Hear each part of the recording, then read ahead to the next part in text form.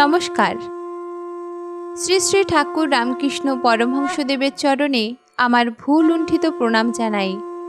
অমৃত কথা চ্যানেলে আমার সকল শ্রোতাবন্ধুকে জানাই স্বাগত। শুনে নিন আজকে শ্রী শ্রী রামকৃষ্ণ কথামৃত পাঠ। 20শে জ্যৈষ্ঠ 1290 সালে ঠাকুর শ্রীরামকৃষ্ণ কলিকাতায় বলরাম ও অধরের বাটিতে তার কী লীলা দেখিয়েছেন। শুরু করছি আজকের পাঠ। তব কথামৃতং তপ্ত জীবনং কবিভীরিতং কল্মষাপোহম শ্রবণমঙ্গলং শ্রীমদাততং ভুবি গৃণন্তি য়ে ভূরিদা জনাঃ। দিনটি ছিল 20শে জ্যৈষ্ঠ 1290 সাল, কৃষ্ণা দ্বাদশী তিথি, ইংরেজি 2রা জুন 1883 খ্রিস্টাব্দ, শনিবার। ঠাকুর শ্রীরামকৃষ্ণ দক্ষিণেশ্বর মন্দির হইতে কলিকাতায় আসিতেছেন। বলরামের বাড়ি হইয়া তিনি অধরের বাড়ি যাইবেন, তারপর রামের বাড়ি যাইবেন। অধরের বাড়িতে আজ মনোহর সাই কীর্তন হইবে। ঠাকুর গাড়ি করিয়া আসিতে আসিতে রাখাল ও মাস্টার প্রভৃতি ভক্তদের বলিতেছেন, দেখো, তার উপর ভালোবাসা এলে পাপ টাপ সব পালিয়ে যায়, যেমন সূর্যের তাপে মেঠো পুকুরের জল শুকিয়ে যায়। বিষয়ের উপর, কামিনী কাঞ্চনের উপর ভালোবাসা থাকলে হয় না, সন্ন্যাস করলেও হয় না, যদি বিষয় আসক্তি থাকে। কিয়ৎক্ষণ পরে ঠাকুর গাড়িতে আবার বলিতেছেন, ব্রহ্মজ্ঞানীরা সাকার মানে না। সহাস্যে নরেন্দ্র বলে পুত্তলিকা। ঠাকুর বলরামের বাড়ি আসিয়া উপস্থিত হলেন। ঠাকুর হঠাৎ ভাবাবিষ্ট হইয়াছেন। বুঝি তিনি দেখিতেছেন ঈশ্বরী জীবজগৎ হইয়া রহিয়াছেন, ঈশ্বরী মানুষ হইয়া বেড়াইতেছেন। জগন্মাতাকে ঠাকুর বলিতেছেন, মা, এ কি দেখাচ্ছ? থামো, আবার কত কি! রাখাল টাখালকে দিয়ে তুমি কি দেখাচ্ছ? রূপ টুপ সব উড়ে গেল। তা মা, মানুষ তো কেবল খোলটা বই তো নয়, চৈতন্য তো তোমারই। ইদানিং ব্রহ্মজ্ঞানীরা মিষ্টরস পায় না মা। চোখ শুকনো, মুখ শুকনো, প্রেমা ভক্তি না হলে কিছুই হলো না। তোমাকে বলেছিলাম মা, একজনকে সঙ্গী করে দাও আমার মতো, তাই বুঝি তুমি রাখালকে দিয়েছ? ঠাকুর অধরের বাড়ি আসিয়াছেন। মনোহর সাই কীর্তনের আয়োজন হইতেছে। অধরের বৈঠকখানায় অনেকগুলি ভক্ত ও প্রতিবেশী ঠাকুরকে দর্শন করিতে আসিয়াছেন। সকলের ইচ্ছা ঠাকুর কিছু বলেন। ঠাকুর শ্রীরামকৃষ্ণ ভক্তদের প্রতি, সংসার আর মুক্তি দুইই ঈশ্বরের ইচ্ছা। তিনিই সংসারে অজ্ঞান করে রেখেছেন, আবার তিনি ইচ্ছা করে যখন ডাকবেন তখন মুক্তি হবে। যেমন ছেলে খেলতে গেছে, খাবার সময় হলে মা তাকে ঠিক ডাকে। যখন তিনি মুক্তি দিবেন তখন তিনি সাধুসঙ্গ করিয়ে নেন, আবার তাকে পাবার জন্য ব্যাকুলতা করে দেন। একজন প্রতিবেশী, মহাশয়, কীরকম ব্যাকুলতা? ঠাকুর শ্রীরামকৃষ্ণ, কর্ম গেলে কেরানির যেমন ব্যাকুলতা হয়, সে যেমন রোজ আপিসে আপিসে ঘোরে আর জিজ্ঞাসা করে, হ্যাঁ গো, কোনো কর্ম খালি হয়েছে? ব্যাকুলতা হলে ছটফট করে, কিসে ঈশ্বরকে পাব? গোপে চারা, পায়ের উপর পা দিয়ে বসে আছেন, পান চিবোচ্ছেন, কোনো ভাবনা নেই। এরূপ অবস্থা হলে ঈশ্বর লাভ হয় না। প্রতিবেশী, সাধুসঙ্গ হলে এই ব্যাকুলতা কি হতে পারে? ঠাকুর শ্রীরামকৃষ্ণ, হ্যাঁ, হতে পারে, তবে পাষণ্ডের হয় না। সাধুর কমলডলু 4 ধাম করে এলেও যেমন তেতো তেমনিই তেতো থাকে। এইবার কীর্তন আরম্ভ হইয়াছে। গোস্বামী কলহান্তরিতা গাইতেছেন। শ্রীমতী বলছেন, সখী, প্রাণ যায়, কৃষ্ণ এনে দে। সখী, রাধে, কৃষ্ণ মেঘে বরিশন হতো, কিন্তু তুই যে মান ঝঞ্ঝাবাতে মেঘ উড়াইলি, তুই কৃষ্ণ সুখে সুখী নোস, তাহলে মান করবি কেন? শ্রীমতী: সখী, মান তো আমার নয়, যার মান তার সঙ্গে গেছে। ললিতা শ্রীমতীর হয়ে দুটো কথা বলছেন। সবহু মিলি কইলি প্রীত, কই দেখাইলি ঘাটে মাঠে, বিশাখা দেখালি চিত্রপটে। এইবার কীর্তনে গোস্বামী বলছেন যে সখীরা রাধাকুণ্ডের নিকট শ্রীকৃষ্ণকে অন্বেষণ করিতে লাগিল। তারপর যমুনা পুলিনে শ্রীকৃষ্ণ দর্শন, শ্রীদাম সুদাম মধুমঙ্গল সঙ্গে, বৃন্দার সহিত শ্রীকৃষ্ণের কথা, শ্রীকৃষ্ণের যোগীবেশ, জটিলা সংবাদ, রাধার ভিক্ষাদান, রাধার হাত দেখে যোগীর গণনা ও ফাঁড়া কথন, কাত্যায়নী পূজায় যাওয়ার আয়োজন কথা। কীর্তন সমাপ্ত হইল। ঠাকুর শ্রীরামকৃষ্ণ ভক্ত সঙ্গে আলাপ করিতেছেন। ঠাকুর শ্রীরামকৃষ্ণ: গোপীরা কাত্যায়নী পূজা করেছিলেন। সকলেই সেই মহামায়া আদ্যাশক্তির অধীনে অবতার আদি পর্যন্ত মায়া আশ্রয় করে তবেই লীলা করেন। তাই তাঁরা আদ্যাশক্তির পূজা করেন।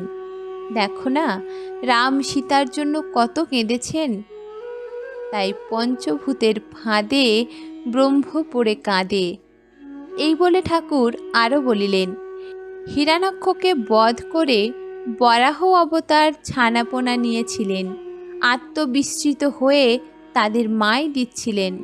দেবতারা পরামর্শ করে শিবকে পাঠিয়ে দিলেন। শিব শূলের আঘাতে বরাহের দেহ ভেঙে দিলেন। তবেই তিনি স্বধামে চলে গেলেন। শিব জিজ্ঞাসা করেছিলেন, তুমি আত্মবিস্মৃত হয়ে আছো কেন? তাতে তিনি বলেছিলেন, আমি বেশ আছি। অধরের বাটি হইয়া এইবার ঠাকুর রামের বাটিতে গমন করিতেছেন। সেখানে কথক ঠাকুরের মুখে উদ্ধব সংবাদ শুনিলেন। রামের বাটিতে কেদারাদি ভক্ত উপস্থিত ছিলেন। ঠাকুর অধরের বাড়ি হইতে কলহান্তরিতা কীর্তন শ্রবণ করিয়া রামের বাড়ি আসিয়াছেন। শিমুলিয়া মধুরায়ের গলি। রামচন্দ্র ডাক্তারি শিক্ষা করিয়া ক্রমে মেডিকেল কলেজে সহকারী কেমিক্যাল এক্সামিনার হইয়াছিলেন ও সায়েন্স অ্যাসোসিয়েশনে রসায়নশাস্ত্রের অধ্যাপক ছিলেন। তিনি স্বোপার্জিত অর্থে বাড়িটি নির্মাণ করিয়াছেন। এ স্থানে ঠাকুর কয়েকবার শুভাগমন করিয়াছিলেন। তাই ভক্তদের কাছে এটি আজ মহাতীর্থস্থান। রামচন্দ্র শ্রীগুরুর করুণা বলে বিদ্যার সংসার করিতে চেষ্টা করিতেন। ঠাকুর 10 মুখে রামের সুখ্যাতি করিতেন। বলিতেন, রাম বাড়িতে ভক্তদের স্থান দেয়, কত সেবা করে। তার বাড়ি ভক্তদের একটি আড্ডা। নিত্যগোপাল, লাটু, তারক রামচন্দ্রের একরকম বাড়ির লোক হইয়া গিয়াছিলেন। তাহার সহিত অনেকদিন একসঙ্গে বাস করিয়াছিলেন। আর বাড়িতে নারায়ণের নিত্য সেবা। রাম ঠাকুরকে বৈশাখী পূর্ণিমার দিন, ফুল দোলের দিন এই ভদ্রাসন বাটিতে পূজার্থে প্রথম লইয়া আসেন। প্রায় প্রতি বৎসর ওই দিনে ঠাকুরকে লইয়া গিয়া ভক্তদের লইয়া মহোৎসব করিতেন। রামচন্দ্রের সন্তান প্রতিম শিষ্যেরা এখনও অনেকে ওই দিনে উৎসব করেন। আজ রামের বাড়িতে উৎসব। প্রভু আসিবেন। রাম তাই শ্রীমদ্ ভাগবত কথামৃত তাহাকে শুনাইবার আয়োজন করিয়াছেন।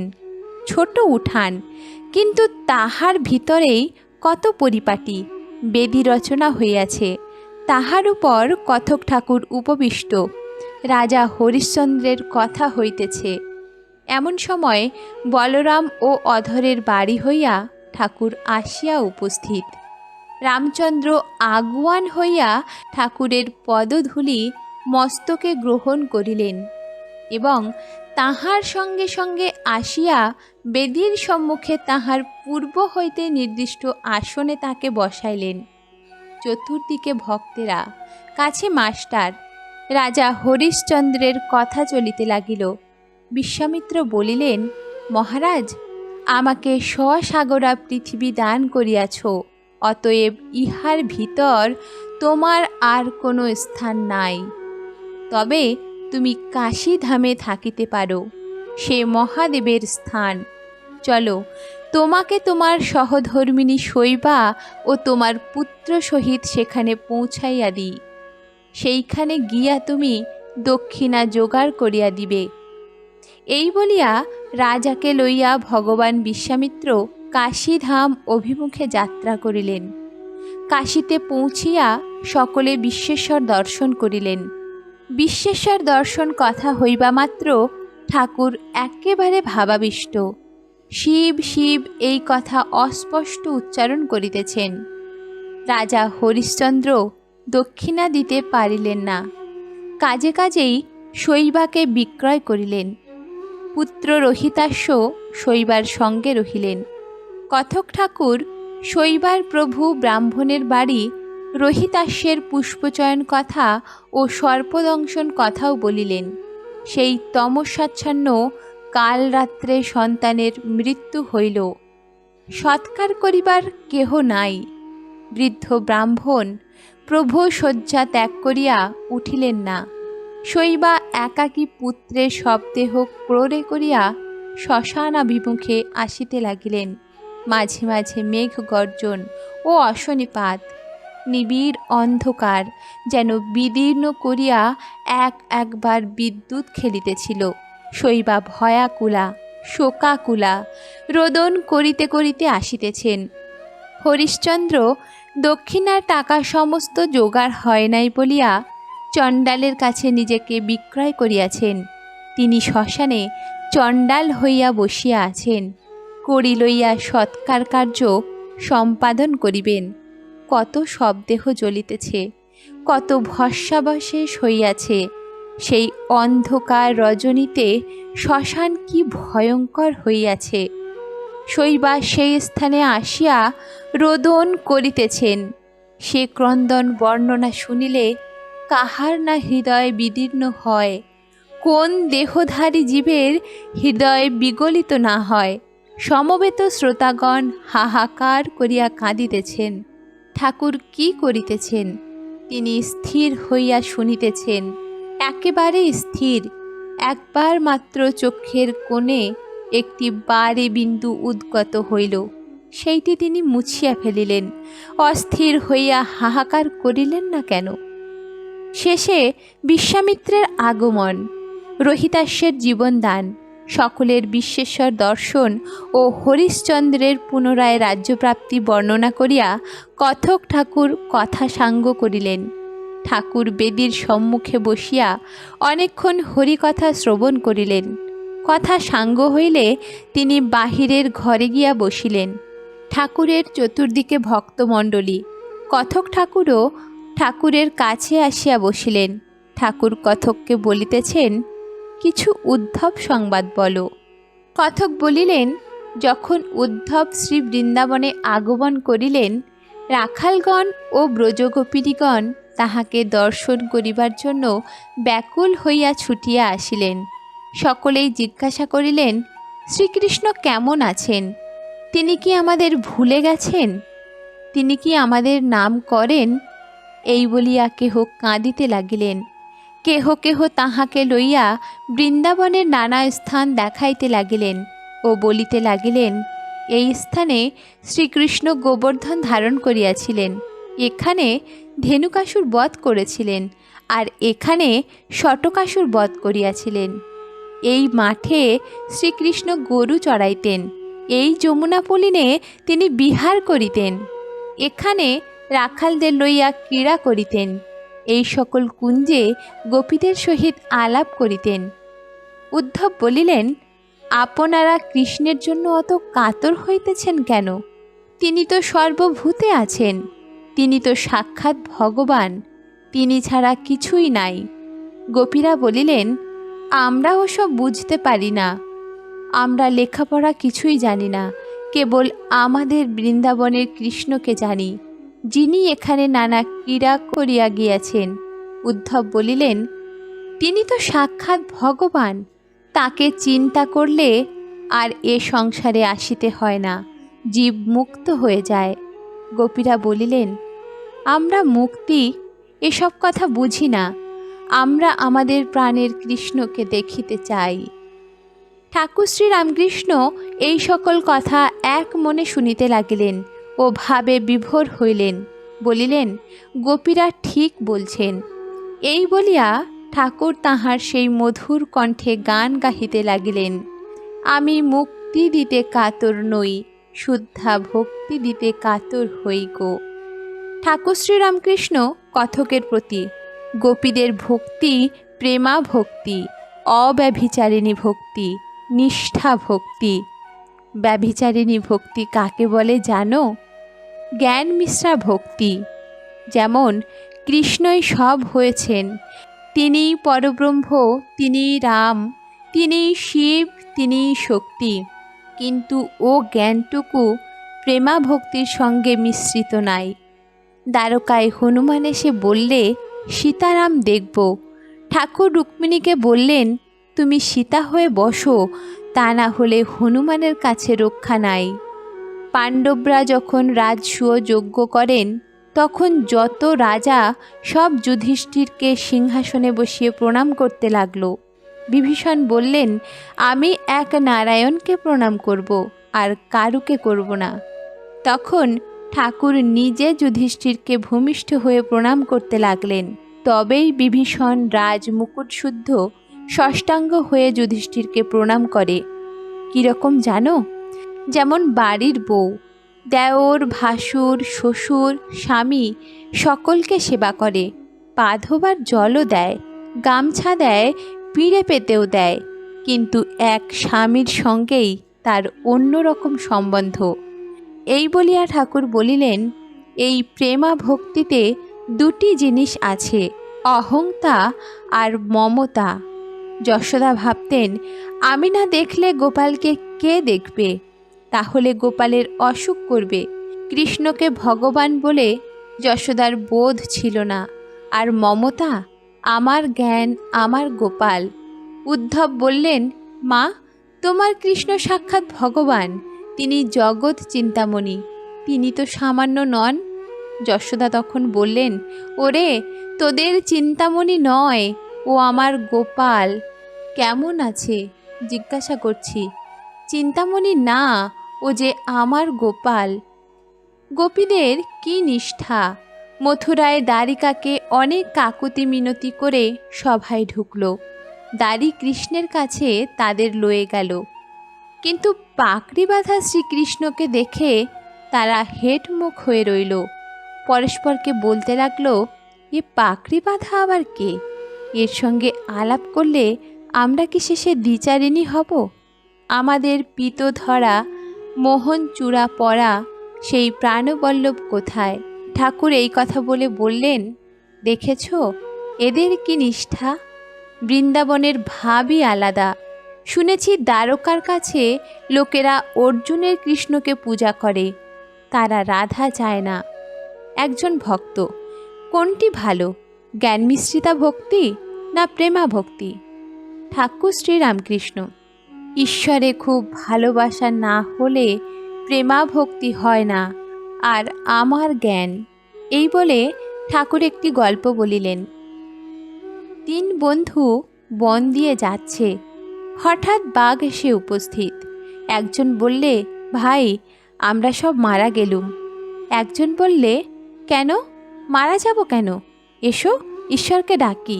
আর একজন বললে, না, তাকে আর কষ্ট দিয়ে কি হবে, এসো এই গাছে উঠে পড়ি। যে লোকটি বললে আমরা মারা গেলুম, সে জানে না যে ঈশ্বর রক্ষাকর্তা আছেন। আর যে বললে এসো আমরা ঈশ্বরকে ডাকি, সে জ্ঞানী, তার বোধ আছে যে ঈশ্বর সৃষ্টি স্থিতি প্রলয় সব করছেন। আর যে বললে তাকে কষ্ট দিয়ে কি হবে, এসো আমরা গাছে উঠি, তার ভিতরে প্রেম জন্মেছে, ভালোবাসা জন্মেছে। তা প্রেমের স্বভাবই এই, আপনাকে বড় মনে করে আর প্রেমের পাত্রকে ছোট মনে করে, পাছে তার কষ্ট হয় সেই জন্য। কেবল এই ইচ্ছা, যাকে সে ভালোবাসে তার পায়ে কাঁটাটি পর্যন্ত যেন না ফোটে। এইসব কথাবার্তার পর ঠাকুর ও ভক্তদিগকে রাম উপরে লইয়া গিয়া নানাবিধ মিষ্টান্ন দিয়া সেবা করিলেন। ভক্তেরাও মহানন্দে প্রসাদ পাইলেন। জয়তু শ্রীরামকৃষ্ণ। আজকে শ্রী শ্রী রামকৃষ্ণ কথামৃত পাঠ এই পর্যন্ত। আমার কথামৃত পাঠ আপনাদের ভালো লাগলে চ্যানেলটিকে সাবস্ক্রাইব করবেন।